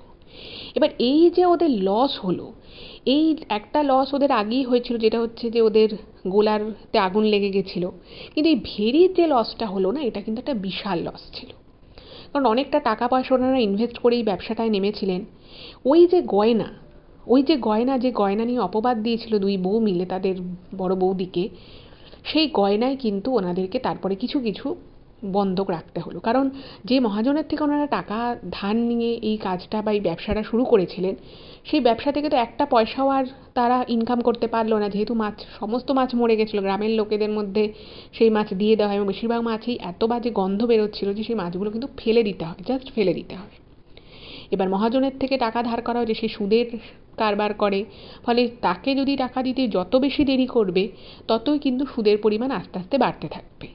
তো সেই জন্য যে গয়নাগুলোকে কাজে লাগিয়ে ওনারা সেই নিরীহ মানুষটাকে চোরের অপবাদ দিতে চেয়েছিল, সেই গয়নায় কিন্তু প্রথমবার বন্ধক রাখতে হলো। ভাবুন, মানে কর্মফল মানুষের জীবনে কিভাবে ফিরে আসতে পারে। এটা কিন্তু একটা আদর্শ ঘটনা এই কর্মফল ফিরে আসার জীবনের। এইটা তো একটা ব্যাপার গেলই। এরপরে যে ঘটনাটা ঘটলো সেটা হলো যে ওই দুই ভাই এতটাই ফিনান্সিয়ালি ডাউন হয়ে গেল যে তাদের তখন কিন্তু তাদের বড় ভাইয়ের উপরে রাগটা আরও বেড়ে গেল। সে মানে সেই দুই ভাই তখন ভাবতে শুরু করলো যে ওই ভাই সরকারি চাকরি করে, তার কাছে প্রচুর টাকা পয়সা আছে, সে কলকাতায় নিজস্ব একটা মানে ফ্ল্যাট কিনেছে, তো তার থেকে এবারে তাকে আবার কোনো কিছু বলে তাকে উত্ত্যক্ত করে তার থেকে যদি কোনো টাকা পয়সা বের করা যায়, এরকম একটা ফন্দি তারা আঁটলো।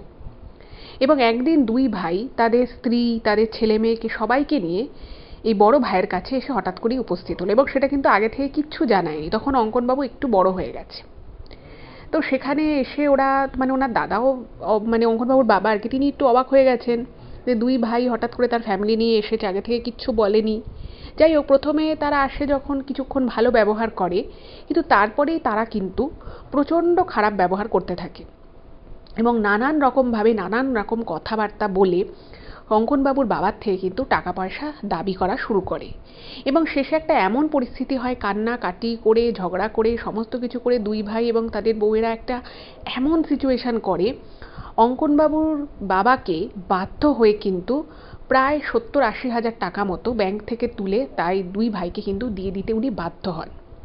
আমি প্রথম থেকেই বলেছি যে দেখবেন যে সমস্ত মানুষরা একটু নরম স্বভাবের হয়, যে সমস্ত মানুষরা একটু সেন্সিবল হয়, তাদেরকেই না মানে মানুষ চেপে ধরার চেষ্টা করে, ভাবে যে এই মানুষটা নিচু হয়েছে তার মানে একেই দাবিয়ে রাখি, একেই নিচু করি, এর থেকে আদায় করি, এরকম একটা মানসিকতা কিন্তু আপনার সংসারেও অনেক সময় দেখে থাকি। তো এক্ষেত্রেও কিন্তু তাই হলো। কিন্তু এরপর যে ঘটনাটা ঘটতে চলেছিল ওনাদের জীবনে, সেটা কিন্তু ওনারা কখনোই ভাবেনি। তো এর কিছুদিন পরে অঙ্কনবাবু কিন্তু হঠাৎ করেই খুব অসুস্থ হয়ে পড়ে। অঙ্কনবাবু অসুস্থ হয়ে পড়েন এবং এমন একটা সিচুয়েশন সৃষ্টি হয় যে ওনাকে ডাক্তার দেখানো হচ্ছে কলকাতায়। সেই ডাক্তার কিন্তু মানে দুটো ডাক্তার দেখানো হয়। প্রথমে খুবই সাধারণ একটা জ্বর হয় অঙ্কনবাবুর, তো তিনি মোটামুটি তাকে বাড়ির পাশের একটা ডাক্তার দেখানো হয় এবং সেই ডাক্তারকে দেখানোর পরে সেই ডাক্তারবাবু মোটামুটি চিকিৎসা করেন এবং সেই চিকিৎসায় কিন্তু প্রথম দিকে জ্বরটা থেমেও যায়, সেরে যায় পুরো। কিন্তু তার আবার কিছুদিন পরে কিন্তু অঙ্কনবাবুর আবার প্রচণ্ড জ্বর আসে এবং সেই সময় ওনার ছিল স্কুলের ফাইনাল পরীক্ষা, কোন একটা ক্লাসের ফাইনাল পরীক্ষা। এবার অঙ্কনবাবু ছোটোবেলা থেকেই পড়াশোনার প্রতি খুবই মনোযোগী ছিলেন এবং ছোটোবেলা থেকে ওনার বাবা মা ওনাকে বোঝাতেন যে দেখো পড়াশোনা করে জীবনে বড় কিছু হতে হবে। তো সেই সমস্ত চিন্তাভাবনা কিন্তু ওনার মনে ছিল। কিন্তু ঘটনাটা যেটা হলো যে উনি ফাইনাল পরীক্ষা তো দিতে পারলেনই না, উল্টে যেটা হলো সেটা হচ্ছে যে ওনার শরীরটা এতটাই বেশি খারাপ হয়ে গেল যে ওনাকে আবার সেই ডাক্তারের কাছে নিয়ে যাওয়া হয় এবং ডাক্তারবাবু দেখে বুঝতেও পারছেন না যে আবার নতুন করে ছেলেটার কী হলো, মানে কিছু বোঝা যাচ্ছে না, মানে কোনো সিমটম দেখে মানে ডাক্তারবাবু বুঝতে পারছে না যে বাচ্চাটার প্রবলেম কী হয়েছে।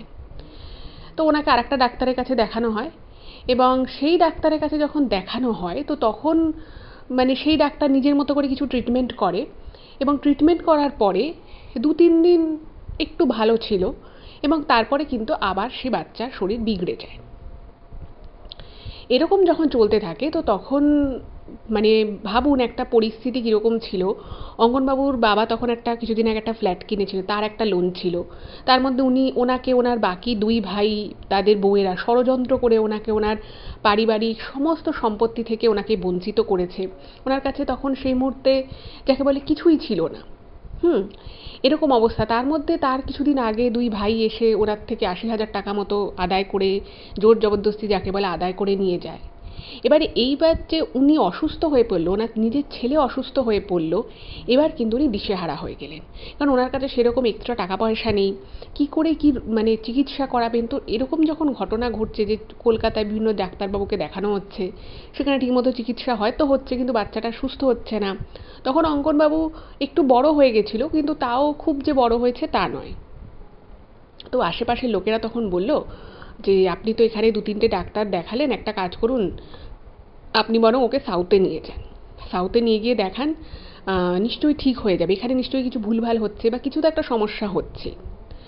এবার সবাই যখন সাউথে নিয়ে যাওয়ার জন্য ওনাকে বলল, এবার ঘটনা হচ্ছে যে সেই সময়টায় না মানে ওনার হাত একদম ফাঁকা ছিল, অঙ্কনবাবুর বাবার হাত একদম ফাঁকা, মানে একটা বাচ্চাকে তার মানে বাচ্চা তো আর একা যেতে পারবে না, বাবা মাকে তাকে নিয়ে যেতে হবে, সেখানে গিয়ে থাকা খাওয়া ডাক্তারের দেখানো সব কিছু একটা বিশাল ব্যাপার, মানে ওনাদের মাথার উপরে তখন একটা আকাশ ভেঙে পড়ার মতো অবস্থা। এবার ওই যে বললাম যে অঙ্কনবাবু ছোটোবেলা থেকেই তার মাকে দেখেছিলেন যে উনি শিব ঠাকুর আর মা পার্বতী দেবীকে খুব মানতেন, একদম মা বাবার মতোই শ্রদ্ধা করতেন, তো রোজ পুজো করতেন। তো তখন অঙ্কনবাবুর মা খুব ভেঙে পড়লেন, উনি তখন ঠাকুরের কাছে মনে মানে সারা দিন রাত উনি প্রার্থনা করতেন যে মা আমার সন্তানটাকে সুস্থ করে দাও।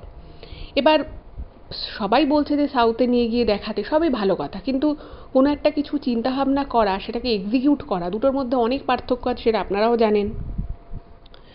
এবারে উনি তো মানে সারাদিন শুধু শিব ঠাকুরকে আর মা পার্বতী দেবীকে উনি ডাকতেন। এবার যাই হোক, তো কি করবে, বাচ্চাকে তো নিয়ে যেতে হবে। এবার সেই সময় খুব সামান্য আর কি আশেপাশে লোকেদের থেকে কিছু সামান্য টাকা উনি ধার করেন এবং ধার করে ওনারা সাউথ ইন্ডিয়ার উদ্দেশ্যে বেরিয়ে যান। এবার সেখানে ওনারা মানে দেখুন সব জায়গায় গেলেই তো আর যে সঠিক জায়গায় মানে দেখা পাওয়া, কোন ডাক্তারকে দেখাতে হবে, কোথায় যোগাযোগ করতে হবে, এগুলো কিন্তু একটা বিশাল ইনফরমেশন।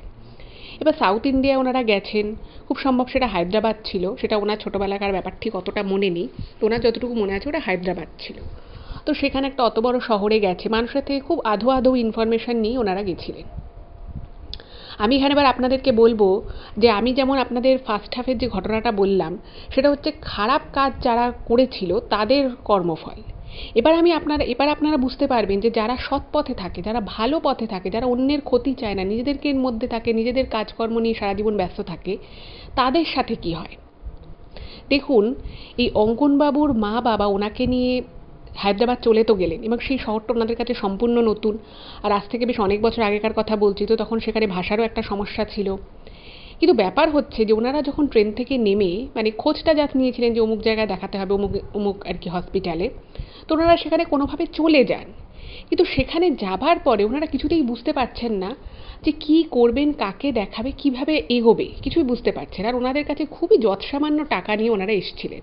ওনারা ভেবেছিলেন মানে অঙ্কনবাবুর মা বাবা ভেবেছিলেন যে যতদিন মানে টাকা আর কি সেরকম না আসে, মানে এক জায়গা থেকে ওনার অফিসের মাইনে ঠাইনে পাওয়ার কথা ছিল, ওনারা ততদিন হসপিটালের বাইরে কোনোভাবে খুব কষ্ট করে ওনারা থাকবেন, এরকমই একটা চিন্তাভাবনা নিয়ে, সেরকমই মানসিক প্রস্তুতি নিয়ে কিন্তু ওনারা বাড়ি থেকে বেরিয়েছিলেন। তো ওখানে যান, তো গিয়ে তো প্রথম দিন দেখছে যে সব জায়গাতেই প্রচুর লাইনের ব্যাপার আছে, অ্যাপয়েন্টমেন্টের ব্যাপার শুনলেন যে অনেকে অ্যাপয়েন্টমেন্ট করে রেখে এসছে 2 মাস 3 মাস আগে থেকে। তো ওনারা তো খুব আশাহত হয়ে গেলেন প্রথম দিনই, যে কী করে দেখাবো, আমাদের ওইখানে যতদিন থাকবেন এখানে উনি মানে ওনারা ফ্যামিলি নিয়ে থাকবেন ততদিন খরচা বাড়বে, প্লাস ট্রিটমেন্ট হতে দেরি হবে। তাছাড়াও যে কদিন উনি হায়দ্রাবাদে থাকবেন, অঙ্কনবাবুর বাবা অফিস করতে পারবেন না, সেখানেও একটা লস। তো প্রথম দিন ওনারা খুব মূর্ছিত হয়ে গেলেন যে কী করে কী করব। কিন্তু ওই যে বলে ভগবান যার সাথে থাকেন, ভগবান যার মাথার উপরে আশীর্বাদের হাতটা রেখে দেন, তার কিন্তু কোনো না কোনোভাবে কিছু না কিছু উপায় বের হবেই, এটা কিন্তু আমরা সকলেই জানি। তো এই বিষয়টা কিন্তু অঙ্কনবাবুর বাবা মায়ের সাথে কিন্তু সেটাই ঘটল। এবং খুব আশ্চর্যজনকভাবে যেটা হলো সেটা হচ্ছে যে ওনারা যখন ওই বিশাল হসপিটাল, তার আশেপাশের চত্বরটাও বিশাল, তো ওনার ছেলেকে আর কি হসপিটাল চত্বরেরই বাইরে একটা জায়গায় ওনারা বসেছিল, যে একজনের সাথে কথা বলেছে মানে যত তাড়াতাড়ি আর কি অ্যাপয়েন্টমেন্ট পাওয়া যায়, তো সেই বিষয়ে লোকটা কথা বলতে আসবে। তো মানে সে হসপিটালেরই লোক, আর এখানে কিন্তু কোনো দালালের ব্যাপার নেই, সে হসপিটালের লোক। তো ওনারা চুপচাপ বসে আছে। এবার বসে যখন আছে তো সেই সময় ওখান দিয়ে মানে ওনারা নিজেদের মধ্যে কথাবার্তা বলছেন, তো মানে ওর কিছুটা দূর দিয়ে একজন নার্স আসছিলেন, ঠিক আছে। তো নার্স আসছিলেন এবং তিনি হঠাৎ করে এসে না ওনাদের সামনে এসে দাঁড়িয়ে পড়েন। তো ওনারা একটু অবাক হয়ে গেছে যে নার্স ম্যাডাম এভাবে এসে দাঁড়িয়ে পড়েছে কেন সামনে। তো ওনারা যেহেতু বাংলায় কথা বলছিলেন, তো সেই বাংলা কথাটা শুনে ওই নার্স ম্যাডাম দাঁড়িয়ে গেছেন। তো দাঁড়িয়ে বলছে যে আপনারা বাঙালি? তখন ওরা বলছে হ্যাঁ আমরা বাঙালি। তখন বলছে আপনারা কী জন্য এসেছেন, কাউকে দেখতে এসেছেন, মানে কোনো পেশেন্ট হয়তো ভর্তি আছে তার বাড়ির লোক কিনা। তো তখন ওনারা সমস্ত ঘটনাটা বললেন যে এই ব্যাপার হয়েছে, আমার ছেলে কলকাতায় চিকিৎসা হয়ে সমস্ত ডকুমেন্ট নিয়ে এসেছিল। তো উনি তখন বললেন যে আপনারা কি অ্যাপয়েন্টমেন্ট করে এসেছেন? তখন ওনারা বললেন না, অ্যাপয়েন্টমেন্টের ব্যাপারটা তো ঠিক জানি না, তো অ্যাপয়েন্টমেন্ট তো সেভাবে করা হয়নি। তো তখন ওই ম্যাডাম বললেন যে আচ্ছা ঠিক আছে, আপনারা আমার সাথে আসুন, আমি দেখছি কি করা যায়। আপনারা বাংলায় কথা বলছেন, অনেকদিন পরে বেশ কাউকে বাংলায় কথা বলতে দেখলাম, বেশ ভালো লাগছে। তো ওনার সাথে এরকম টুকটাক কথা বলতে বলতে আসি, এবং যে নার্স ম্যাডাম ছিল সে কিন্তু মানে খুব একটা বয়স না তার, অল্প বয়সী আর কি, বেশ সে মিষ্টি ব্যবহার, খুব সুন্দরভাবে কথা বলছে এবং খুব হেল্পফুল নেচারের একজন মানুষ। তো সে নিয়ে যায় এবং সে একটা রুমের সামনে এনে ওদেরকে দাঁড় করিয়ে দেয়। দাঁড় করিয়ে দিয়ে বলে যে আপনারা এখানে দাঁড়ান, আপনার সমস্যাটা তো শুনলাম, একটা বাচ্চার ব্যাপার আছে, আপনার ছেলে তো খুব একটা বড় না, তখন ওই 11-12 এরকম এজ আর কি। তো তখন বললো যে ঠিক আছে, না 11-12 না, তার থেকেও কম বয়স উনি নিজে আর কি যেটা লিখেছেন, যে তখন উনি মানে সব কিছু বুঝতে পারতেন, এতটা বয়স ওনার হয়ে গেছিল। যাই হোক, তো তখন উনি ওই ডাক্তার বাবুর সাথে ওই নার্স ম্যাডাম কথা বলতে ভিতরে ঢুকলেন। তো করে ঠরে উনি মানে বললেন যে দেখুন এখানে ডাক্তারবাবু তো এতজন পেশেন্ট দেখেন, কিন্তু আমি ওনাকে একটু রিকোয়েস্ট করলাম যে উনি কালকে আপনার ছেলেকে কিন্তু দেখবেন, এই সময় আসবেন, আপনারা কিন্তু এক মুহূর্তও দেরি করবেন না, দরকার হলে আধা ঘন্টা আগে সেখানে দাঁড়িয়ে থাকবেন। তো এই কথাটা যখন অঙ্কনবাবুর বাবা মা শুনলেন, ওনারা মানে প্রচণ্ড খুশি হলেন। মানে কার না ভালো লাগে যে যেখানে ওনারা পুরো আশাহত হয়ে গেছিলেন, কী করে কী করবেন কিচ্ছু বুঝতে পারছিলেন না, খুব সামান্য ইনফরমেশান নিয়েই ওনারা ওখানে এসেছিলেন, খুব সামান্য টাকা পয়সা পুঁজি নিয়ে। তো সেখানেই আর কি ওনারা বললেন যে মানে খুবই আর কি ওনাদের ভালো লাগলো, অনেকবার ধন্যবাদ জানিয়ে ওনারা ওখান থেকে চলে আসে। এবার ওনারা যেখানে আর কি মানে প্রথম দিন প্রচুর ঘোরাঘুরি করতে হয়েছে, তো ওনারা মানে চাইছিলেন যে প্রচণ্ড কম দামের যদি কোনো হোটেল বা কিছু একটা ধর্মশালা, যাই হোক মাথাটা গোজার আর কি, যদি কোনো ঠাঁই থেকে থাকে সেরকম কোনো একটা জায়গায় ওনারা রাতটা কাটাবেন। তো প্রথম দিন সেভাবে খুঁজে উঠতে পারেনি, তো মোটামুটি কম দামের মধ্যে একটা ওনারা হোটেল পান। সেখানে একটু রান্নারও, ঘরের মধ্যে রান্না করারও ব্যবস্থা রয়েছে।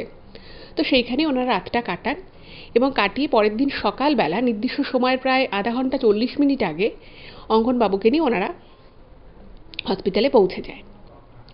এবং পৌঁছে যাওয়ার পরে ওনারা ওই নার্স ম্যাডামের সাথে দেখা হয় এবং সে বললেন যে দেখুন, আমি ওনাকে তো বলে রেখেছি, তো যে সমস্ত পেশেন্ট আছে তাদের অ্যাপয়েন্টমেন্ট হচ্ছে সব আগে থেকে করা, তো উনাকে মানে অঙ্কনকে কিন্তু সবার লাস্টে উনি দেখবেন, কিন্তু আপনারা কিন্তু ধৈর্য হারাবেন না, আপনারা কিন্তু এখানেই বসে থাকবেন। তো যাই হোক, ভগবানের আশীর্বাদে সমস্ত পেশেন্ট দেখার পরে ওই ডাক্তারবাবু কিন্তু অঙ্কনকে দেখে। তো অঙ্কনবাবুকে দেখার পরে সে বলে যে ওর একটা খুবই সাধারণই অসুবিধে হয়েছিল, সাধারণ একটা জ্বরই হয়, এবং সেটা অ্যাকচুয়ালি ওর একটা জায়গায় একটুখানি পা কেটে যায়, বাচ্চা মানুষ ছিল, খেলা করতে গিয়ে পা কেটে যায়, এবং সেই পা কেটে যাওয়ার পরে সেটা থেকে কিন্তু ওর একটা ছোটোখাটো ইনফেকশন মতো হয়েছিল, কিন্তু ওর যে পায়ের তলায় কিছুটা জায়গা কেটে গেছে ওটা কিন্তু কাউকে বলেনি। এবং যাই হোক, তো কোনোভাবে ডাক্তারও হয়তো কোনো একটা বিষয়ে মিস করে গেছিলেন, যেহেতু ওনার বাবা মাও কেউ জানতো না যে পায়ের নিচটা কেটে গেছিলো, তো সেই বিষয়ে আগে থেকে কোনো ইনফরমেশান ডাক্তারকেও দেওয়া হয়নি। এবং ওই সাউথের ডাক্তার বলে যে ওর ট্রিটমেন্ট একটু অন্যরকমভাবে হয়েছে, মানে হয়তো কিছু ওষুধ ওর শরীরের পক্ষে খুব একটা কাজ দেয়নি, একটু ভুল ট্রিটমেন্ট হওয়ার মতো কিছু একটা হয়েছে, তো সেই জন্যই কিন্তু ওর বাড়াবাড়িটা হচ্ছে। তো ওখানকার ডাক্তারবাবু দু একটা টেস্ট দেন এবং ওর একটা মেডিসিন চালু করে দেন।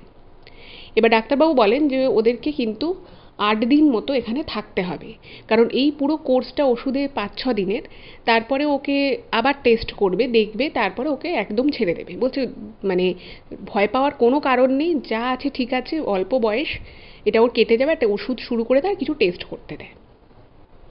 যাই হোক, তো ওরা তো চলে আসে ওখান থেকে ডাক্তার দেখিয়ে। তো তারপরে ওরা বিভিন্ন জায়গায় না ওরা ঘর খুঁজতে যেত, যাতে সব থেকে কম দামের কোনো ঘরে ওরা থাকতে পারে, কারণ ট্রিটমেন্টটা ভালো করে করাতে হবে, সেখানে তার কোনো কার্পণ্য করা যাবে না। তাই ওনারা ভাবছিলেন যে কোনো এমন একটা জায়গায় যদি থাকা যায় যেখানে ভাড়াটা খুব কম লাগবে, তাহলে তো খুবই ভালো হয়। তো এরকম করে ওরা কিছু জায়গায় খোঁজখবর করে একটা ছোট্ট, মানে খুবই ছোট একটা ধর্মশালা টাইপের একটা জায়গায় ওনারা থাকার মতো জায়গা পায়। সেটার ভাড়াটা খুবই কম, মানে একেবারেই যৎসামান্য। কিন্তু সমস্যা হচ্ছে যে ওইখান থেকে আবার যে হসপিটালে ওনারা দেখাচ্ছে সেটার আসার কিন্তু একটা ডিস্টেন্স আছে, বাসে করে আসতে হয়। যাই হোক, তো ওনারা ওখানেই চলে গেলেন, শুধুমাত্র ছেলের ট্রিটমেন্টটা যাতে ভালো হয়, তার জন্য যাতে টাকা বাঁচিয়ে রাখা যায়, শুধুমাত্র সেই কারণে কিন্তু মানে একটা ছোট্ট শোয়ার মতো জায়গা ছিল, সেখানে শুধু অঙ্কনবাবু শুতেন আর ওনার বাবা মা মাটিতে মেঝেতে চাদর পেতে শুতেন। মানে ভাবুন, এতটা ওনারা কষ্ট করেছেন।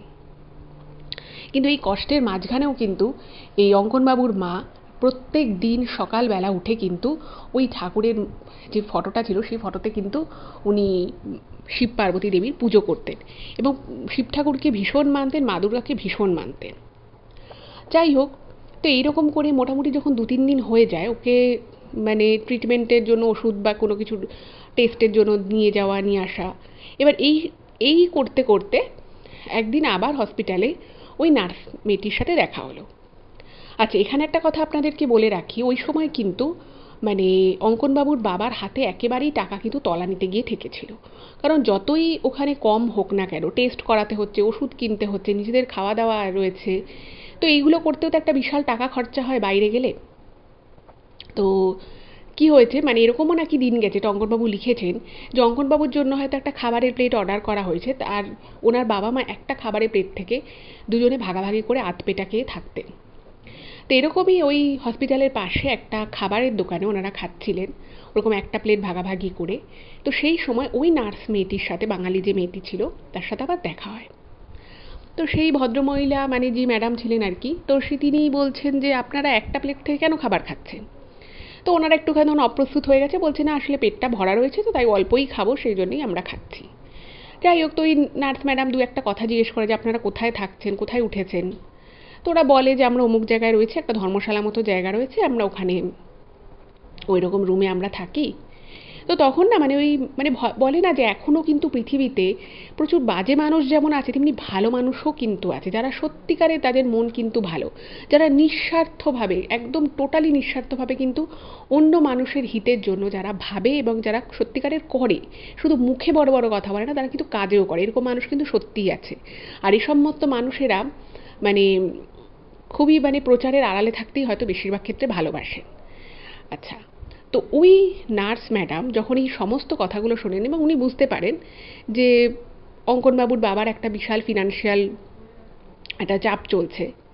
তো আচ্ছা, এখানে একটা কথা বলে রাখি, যখন এই অসুবিধেটা হলো, অঙ্কনবাবুকে নিয়ে যখন সাউথ ইন্ডিয়ায় যাওয়ার প্ল্যানটা হলো, তখন কিন্তু এই অঙ্কনবাবুর বাবা তার বাকি যে দুই ভাই যে বাড়িতে এসে জোর জবরদস্তি প্রায় ৮০,০০০ টাকা নিয়ে গেছিল, তাদেরকে কিন্তু বারবার ফোন করে কিছু টাকা ফেরত দেওয়ার জন্য মানে হাতে পায়ে যাকে বলে ধরেছিল, হাতে পায়ে ধরেছিল যে আমাকে কিছু টাকা অন্তত দে, আমি আবার না হয় তোদেরকে পরে টাকা দেবো। কিন্তু উনি নিজের টাকায় নিজে দিয়ে কিন্তু একটা টাকাও তার দুই ভাই, ভাইয়ের বউ, কারোর থেকে কিন্তু একটা টাকাও উনি ওনার এই চরম বিপদ সময় একটা টাকাও পাননি। ভাবুন, নিজের ভাইরা কত রকম কতখানি স্বার্থপর হতে পারে, কতখানি স্বার্থান্বেষী হতে পারে, তারা দেয়নি। যাই হোক, তো ওই নার্স ম্যাডাম যখন এই কথাগুলো শুনলেন, তো উনি তখন বলেন যে মানে ওই নার্স ম্যাডাম অ্যাকচুয়ালি খুবই সম্ভ্রান্ত পরিবার থেকে বিলং করেন। এবার ওই নার্স ম্যাডাম ওনার মায়ের সাথে ওই হায়দ্রাবাদে থাকতো, মানে ওনার মা এখানেও কিছুদিন থাকতো, আবার কলকাতাতে ওনাদের বাড়ি আছে সেখানেও কিছুদিন থাকতো। তো তখন বলছে যে আমাদের তো যে ফ্ল্যাটটা রয়েছে, তো সেই ফ্ল্যাটটা হচ্ছে 3টে বেডরুম আছে। তো বলছে যে আপনারা এত কষ্ট করে একটা বাচ্চাকে নিয়ে আছেন, আপনারা যদি কিছু মনে না করেন আপনারা কিন্তু আমার ফ্ল্যাটেও থাকতে পারেন। আমার মাও সারাদিন একা একা থাকে, আমি মাকে আপনাদের কথা বলেছিলাম যে এরকম একজন বাঙালি ফ্যামিলি এসছে, তারা কিছু বুঝতে পারছিল না, তো আমার মা বলেছে যে তুই কিন্তু ওদেরকে হেল্প করিস। তো আমি আপনাদের যদি কোনো অসুবিধে না থাকে আপনারা কিন্তু একদম বিনামূল্যে আমাদের ফ্ল্যাটে থাকতে পারেন, এবং আশা করি তাতে আপনার সুবিধেই হবে। আপনাকে এত দূর, আপনি এই হসপিটাল থেকে আমার ফ্ল্যাটটাও বেশি দূরে না, আপনাকে কত দূর যাতায়াত করতে হয়, আর এখনও হয়তো আপনাদেরকে দিন ৬-৭ থাকতে হতে পারে, তো আপনারা একটুখানি যদি আসতে চান কিন্তু আসতে পারেন। ভাবুন, একটা সম্পূর্ণ অচেনা ব্যক্তি সে কীভাবে নিজে মানে নিজে থেকে সাহায্যের হাত এই অসহায় পরিবারটার দিকে বাড়িয়ে দিল। তো প্রথমে একটুখানি দ্বিধাগ্রস্ত হয়, তারপরে মেয়েটিও খুব ভালো করে যখন বলে তখন ওনারা বলেন যে ঠিক আছে আমরা তাহলে ওই ফ্ল্যাটে গিয়ে থাকবো। তো তারপরে ওনারা সেই ফ্ল্যাটে আসেন এবং সত্যি সত্যি তারপরেও কিন্তু ট্রিটমেন্টের জন্য ৬-৭ দিন ওনাদেরকে হায়দ্রাবাদে থাকতে হয়েছে, এবং সেই প্রত্যেকটা দিন এই নার্স ম্যাডামের মা কিন্তু রান্না বাড়ি করে সমস্ত কিছু করে খাওয়াতেন, ওনারাকে বিনামূল্যে থাকতেন। মানে যেখানে নিজের লোক মুখ ফিরিয়ে নিল, সেখানে ভাবুন একটা সম্পূর্ণ অজানা অচেনা একজন দুটো সহৃদয় মানুষ, তারা কিন্তু এভাবে সাহায্যের জন্য বুক পেতে দিল। সত্যি এগুলো পড়লেও ভালো লাগে। যাই হোক, তো এরপরে কিন্তু অঙ্কনবাবুকে আবার ওষুধ ওষুধের কোর্স শেষ হওয়ার পরে আবার টেস্ট হয়, এবং তাতে কিন্তু রিপোর্ট অনেক বেটার আসে, এবং যেরকম প্রচণ্ড ঝিমিয়ে গেছিলো, শরীর খুব রোগা হয়ে গেছিলো, খুবই টায়ার্ড থাকতো যে মানুষটা মানে অঙ্কনবাবু, সে কিন্তু আস্তে আস্তে আস্তে আস্তে আবার পুনরুজ্জীবিত হতে শুরু করলো, এবং যা যা সমস্যা ছিল, জ্বর আসা সহ আরও যে যে সমস্যাগুলো হচ্ছিল, সেই সমস্যাগুলোও কিন্তু সেরে গেল, এবং উনি একদম সুস্থ করে নিয়ে ছেলেকে, অঙ্কনবাবুর মা বাবা কিন্তু ওখান থেকে কলকাতায় ফেরেন। এবং অঙ্কনবাবু মানে উনি বলছেন যে আমার এখনও মুখটা অস্পষ্ট মনে আছে, উনি ওনার নাম বলেছিলেন সোমা। তো ওই ম্যাডাম, সোমা ম্যাডাম, জানি না উনি ঘটনাটা শুনছেন কি না।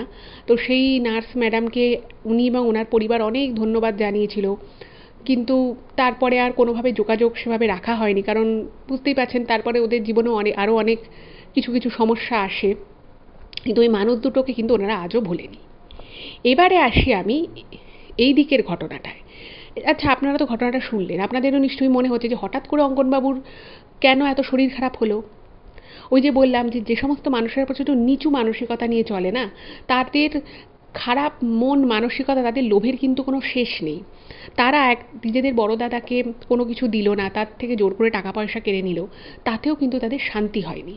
তারা এক তান্ত্রিকের সাথে হাত মিলিয়ে ওদের ক্ষতি করার উদ্দেশ্যে কিন্তু বেশ কিছু তন্ত্রক্রিয়া করে, এবং সেই তন্ত্রক্রিয়ারই কিছুটা হলেও প্রভাব কিন্তু সেই মুহূর্তে পড়েছিল। মানে সেটা ওনারা মানে পরবর্তী সময়ে গ্রামেরই আর একজনে ওদেরই পাশে যারা থাকে তাদের মারফত এটা জানতে পেরেছে। ওরা কোনোদিনই স্বীকার করেনি, কিন্তু তাদের মারফত তারা জানতে পেরেছিল। কিন্তু ওই যে বলে ভগবান যার সাথে থাকেন, ভগবান যার মাথার উপরে থাকেন, তাকে কিন্তু কেউ তার ক্ষতি করতে পারে না। কিন্তু এদিকে যেটা হলো যে খারাপ কাজ এত দিন ধরে যারা খারাপ কাজ করলো তারা কিন্তু শেষ অবধি কিন্তু ভালো একেবারেই ছিল না। ওনার দুই ভাইয়ের তখন তারপরে এমন অসুবিধে কিছু সৃষ্টি হয়, মানে জমিতে সবজি চাষ হচ্ছে সেগুলো ঠিকমতো বিক্রি করতে পারছে না, সবজিপত্র পচে যাচ্ছে, লস হচ্ছে। ওনারা যাকে বেচতেন সেরকম যে একজন দালাল ছিল সে টাকা পয়সা নিয়ে মানে চোট করে দেয়। এরকম করে কিন্তু ওনাদের আর্থিক অবস্থা দিন পর দিন খারাপ হতে থাকে। এবং লাস্টে গিয়ে কিন্তু ওই যে দুই ভাই ছিল, যে দুই ভাই মিলে চক্রান্ত করে তাদের বড় ভাইকে বঞ্চিত করেছিল, সেই দুই ভাইয়ের মধ্যে কিন্তু প্রবল বিবাদ কয়েক বছর পরে লাগে। এবং সেই বিবাদ এতটাই বেশি হয়ে যায় সেটা কিন্তু মারপিট পর্যায়ে চলে যায়। মানে একই বাড়িতে দুই ভাই থাকতো, কিন্তু মানে সম্পর্ক এমন হয়ে গেছিল একে অপরকে সহ্য করতে পারতো না। কেউ কিছু একটা বললে অপর পক্ষ রেগে গিয়ে মারধর করা শুরু করতো। এবং এইরকম করতে করতে কিন্তু এতটাই খারাপ অবস্থা হয়ে যায় যে তাদের ছেলে মেয়েদেরাও কিন্তু সেই রকমই একটা শিক্ষা দীক্ষা নিয়ে আস্তে আস্তে বড় হয়। তারাও সেভাবে পড়াশুনো করে জীবনে প্রতিষ্ঠিত হওয়া সেরকম কিছুই করতে পারে না। এবং ওই যে টাকা নিয়েছো সেই টাকাও কিন্তু ওনারা ফেরত দিতেও পারে না, এবং সেই দেওয়ার মতো ওদের ক্ষমতাও ছিল না। পুরো পরিবারের ওই দুটো ভাই, তাদের পরিবার, তাদের ছেলেমেয়েরা সবাই কিন্তু আস্তে আস্তে অন্ধকারের গভীর তলে কিন্তু তলিয়ে যায়। এখনও তারা খুবই সামান্য কিছু, সাধারণ কিছু করেই তাদের জীবন অতিবাহিত হচ্ছে। এবং আশেপাশের লোকজনও বলে যে এরা যে বড় ভাইকে সমস্ত কিছু থেকে বঞ্চিত করে দিয়েছিল, শুধুমাত্র তার ফলেই ওদের আজকে এই অবস্থা হয়েছে। তো সেই জন্যে আমি কর্মফলে বিশ্বাস করি, আমি আশা করি আপনারাও সকলে বিশ্বাস করেন। আর যদি বিশ্বাস করেন এই ঘটনাটা কিন্তু সেটার একটা কিন্তু দারুণ প্রমাণ। আর এদিকে অঙ্কনবাবু কিন্তু জীবনে অনেক উন্নতি করেছেন, অনেক পড়াশোনা করেছেন, যে সুপ্রতিষ্ঠিত উনি, সব কিছু খুব ভালো মতোই চলছে। তো এটাই ছিল আজকের ঘটনা। যদি ভালো লাগে প্লিজ চ্যানেলটাকে সাবস্ক্রাইব করে পাশে থাকবেন। আর যদি সম্ভব হয় ভিডিওগুলোকে আপনাদের ফ্রেন্ড এবং ফ্যামিলির মধ্যে একটু শেয়ার করে দিন। আপনারা ফেসবুক, হোয়াটসঅ্যাপ যে কোনো মাধ্যমেই ঘটনা শেয়ার করতে পারেন, কোনো প্রবলেম নেই। সকলে খুব খুব ভালো থাকুন, আনন্দে থাকুন। দেখা হবে আবার পরবর্তী এপিসোডে। নমস্কার।